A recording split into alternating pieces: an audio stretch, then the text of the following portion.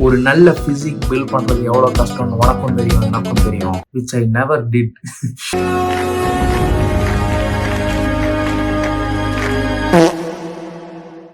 ஹே guys, welcome back. So இந்த வீடியோவில் என்ன பார்க்க போறோம்னு பார்த்தீங்கன்னா, ஏற்கனவே சொன்னதுதான். ஸோ நான் இன்ஸ்டாகிராமில் ஒரு ஸ்டோரி போட்டிருந்தேன். உலக சினிமாக்களில் நீங்கள் கண்டு வியந்த பிசிக்கை வந்துட்டு எனக்கு சொல்லுங்க, யாரோட பிசிக் அப்படின்னு சொல்லுங்க. அதெல்லாம் நம்ம வந்து உட்காந்து டயர் லிஸ்ட் பண்ணலாம் அப்படின்னு சொல்லிட்டு ஸோ அதான் பண்ண போறோம். இதோ உங்களுக்காக.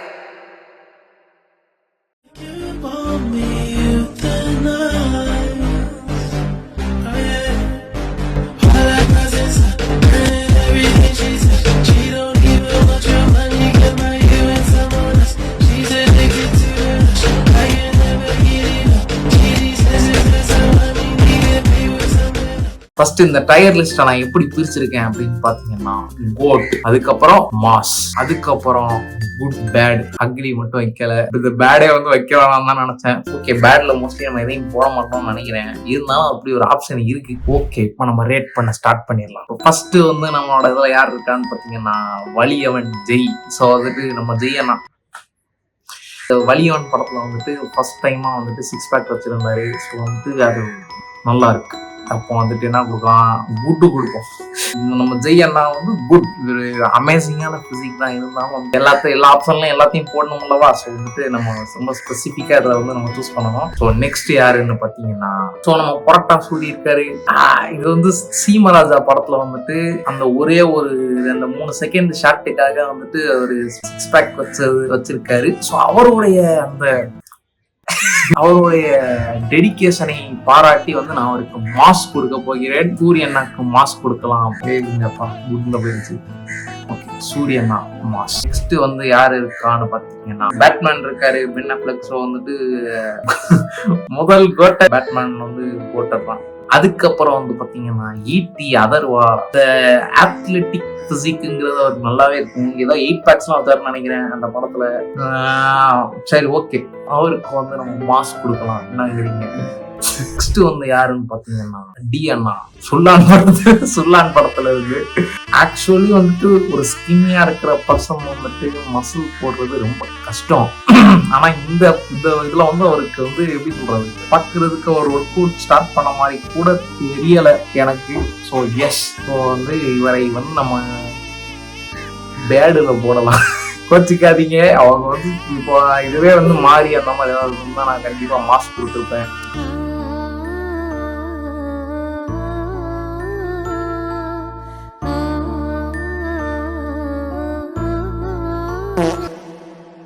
ஸோ அடுத்து யாருன்னு பாத்தீங்கன்னா, நஸ்லன் காலப்பூலா ஜிம்கானா. ஸோ வந்து அந்த படத்துக்காக அவர் பண்ண ஒரு டிரான்ஸ்ஃபர்மேஷன் போட்டோ மாதிரி படம் வந்துட்டு இருக்கு. இந்த அத்லெட்டிக் பிசிக் வந்து அவருக்கு நல்லாவே இருக்கு. கொஞ்சம் ஸ்ட்ரெடரா இருக்காரு இந்த போட்டோல. ஆனா வந்துட்டு வீடியோஸ்ல வந்துட்டு சில டைம் பாக்குறப்போ வந்துட்டு இது ஒரு நல்ல லைட்டிங்ல எடுத்தனால இப்படி இருக்கும் அப்படிங்கிற மாதிரி ஒரு ஃபீல் இருக்கு. இருந்தாலும் வந்துட்டு இந்த பிரேமலுல இருந்து ஒரு நல்ல விசிபிள் சேஞ்ச் தெரியுது. அவர் முயற்சியை பாராட்டி மாஸ்க் கூட கொடுக்கலாம். சரி, இருந்தாலும் குட்டே கொடுப்போம். ஸோ அதுக்கப்புறம் வந்துட்டு எண்ணெய் அறிந்தால் நோவே தூக்கி கோட்டட்ல போட்டுட்டு அதுக்கப்புறம் பேசலாம். எண்ணெய் அறிந்தால் Arun Vijay is always quoted guys. Hrithik Roshan வந்துட்டு சொல்லியிருந்தாங்க, நீங்க எல்லாமே நல்ல பிசிக்கா கொடுத்தா நான் வந்துட்டு எப்படி ரேட் பண்றது. சரி, ஓகே கைஸ். அக்கா அவங்க யாரு, கத்ரீனா கைஃப்லாம் பார்த்து வாயை பொழப்பாங்க. ஸோ அதுக்காக வந்துட்டு ஒரு அமேசிங்கான ஒரு பாடி தான். இருந்தாலும் வந்துட்டு நான் மாஸ் தான் கொடுப்பேன். ஏன்லாம் கேட்க. ரித்திக் ரோஷன் மாஸ். அதுக்கப்புறம் வந்து 555 பரத். ஸோ வந்துட்டு நண்பர் சொல்லியிருந்தாரு, இவர் தான் நம்ம தமிழ் இண்டஸ்ட்ரியிலேயே ரொம்ப கம்மியான பாடி ஃபேட் பர்சன்டேஜ்ல போய் ஒரு பிசிக் கொண்டு வந்தது பரத் தான் நினைக்கிறேன். அப்படின்னு தான் எனக்கு தெரியாது. இருந்தாலும் வந்துட்டு இப்படி ஒரு இன்ஃபர்மேஷன் நான் எங்கேயோ பார்த்த மாதிரி எனக்கு ஞாபகம் இருக்கு. கரெக்டா இருந்தா கமெண்ட்ல சொல்லுங்க. இப்போ இவரை நம்ம எங்க போடலாம்? கோட்டர்லயே போடணும். ஏன்னா வந்துட்டு எப்படி சொல்றது, கோட்டர்ல போடணும், அவ்வளவுதான்.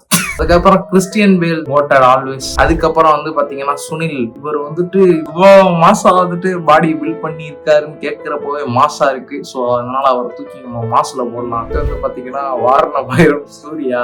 எனக்கு வந்து அவரோட ஆப்ஸ் எனக்கு ரொம்ப பிடிக்கும். நல்லா பிஸ்கெட்டா வச்ச மாதிரி சூப்பரா இருக்கும். நான் பார்த்து வியந்த ஒன் ஆஃப் தி ஆக்டர் அவரு. ஸோ வந்து எஸ், அவரை மாஸ்ல போடுவோமா இல்ல குவாட்டர்லயே போடலாம், காரணமா புரியலாம். ஓகேப்பா. அதுக்கப்புறம் பிராட் பிட் ஃபைட் கிளப் கேட்கவே தேவையில்ல. டைலர் டர்டன் தூக்கி குவாட்டர்ல போடுங்க. ரொம்ப ஃபாஸ்டா வரதான் இருக்கு. சரி, ஓகே. ஸோ நெக்ஸ்ட் வந்து யாருன்னு பாத்தீங்கன்னா சோனு சூட். ஸோ வந்து இவர் வந்து மதகதராஜா ஒஸ்திலாம் வில்லனா வந்திருப்பாரு. ஸோ அவரோட பிசிக் கேட்டிருந்தாங்க. இப்ப கூட இவர் நல்லா பாடியை மெயின்டைன் பண்ணிட்டு இருக்காருன்னு நினைக்கிறேன். ஸோ வந்துட்டு அவரை தூக்கி நம்ம வந்து மாஸ்ல போடலாம். எனக்கு தெரிஞ்சு மாஸ் இல்லைன்னா நல்லா மெயின்டைன் பண்றது குட்டுல யாருமே இல்லப்பா, நான் குட்ல போடுறேன். அதுக்கப்புறம் வந்துட்டு விஐபி தனுஷ். ஸோ வந்து ரொம்ப ஸ்கின்னியா இருந்து ஒரு லீன் 6 பேக் மாதிரி எடுத்துட்டு வந்தது இதுதான். ஸோ இது வந்து ஆப்வியஸா ஒரு ஐகானிக். ஸோ வந்துட்டு நான் இது வந்து நான் குவாட்டர்ல தான் போடுவேன். என்ன கணக்குன்னா கேட்காதீங்க, அது ஏன் கணக்கு. ஸோ அதுக்கப்புறம் பேராண்மை ஜெயம் ரவி. ஸோ இந்த ஷோல்டர்லாம் பாருங்க எவ்வளவு நல்லா பந்து மாதிரி இருக்குமா. அவரை வந்து நம்ம தூக்கி நம்ம மாஸ்ல போடலாம். அண்ட் கடைசியா நீங்கள் வெயிட் செய்து கொண்டிருந்த நம்ம விஜய் நான் வந்து விட்டாரு நண்பர் வந்து அவர் மாதிரி நெஞ்சு முடியலாம் வேணும்னு கேட்டிருக்கேன்.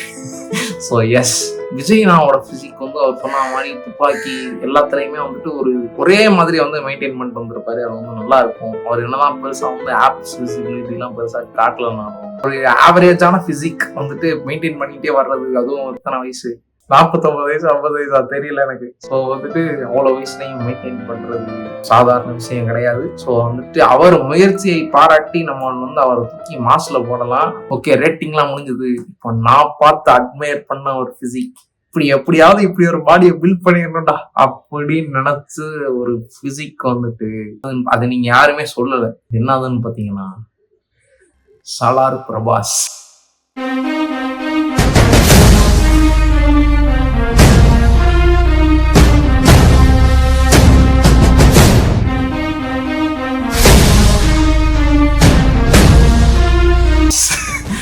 எஸ், அப்போ எப்படி சொல்றது, அப்படி இருக்கும் அந்த பிசிக்கு. ஸோ வந்து அந்த மாதிரி வந்துட்டு நல்லா பல்கா அடிச்சாலே பறக்கிற மாதிரி இருக்கும் அந்த பிசிக்கு வந்துட்டு. எஸ், சலார் பிரபாஸ். என்ன அதுல என்ன இருக்குன்னா எனக்கு கேட்டா எனக்கு தெரியாது. ஆனா எனக்கு அந்த பிசிக் வந்து அப்படி பிடிச்சிருந்துச்சு. ஏன்னா அது ஒரு டிஷர்ட் போட்டா கூட அது வந்து பயங்கரமா இருக்கும். ஸோ எஸ், அந்த மாதிரி ஒரு பிசிக் தான் எனக்கு ஆசை. ஓகே, டக்குன்னு வந்துட்டு ஒரு வீடியோ பண்ணிட்டு போயிடலாம் அப்படின்னு சொல்லிட்டு இந்த வீடியோ ரெக்கார்ட் பண்ணேன். அதே மாதிரி ரெக்கார்டிங் டப்புன்னு முடிஞ்சு போச்சு. இதுதான் ஃபைனல் ரேட்டிங். இது உங்களுக்கு சாட்டிஸ்ஃபைடா இருக்கான்னு சொல்லுங்க. இதில் நான் வந்து இன்னும் சில பிசிக்ஸ்லாம் மிஸ் பண்ணியிருந்தேன்னா வந்துட்டு எனக்கு சொல்லுங்க, கமெண்ட்ல போடுங்க. கமெண்ட் நிறைய வந்துச்சுன்னா பார்ட் 2 கூட பண்ணலாம்.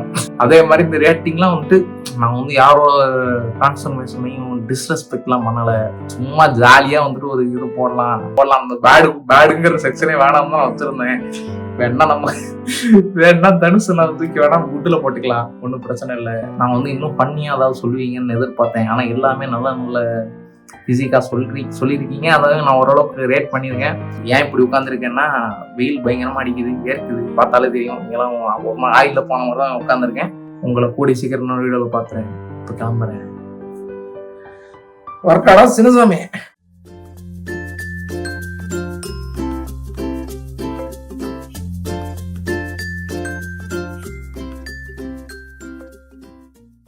இப்போ OBS ஸ்டுடியோ ஓட்டு ஆன் பண்ணி 3 again 3 2.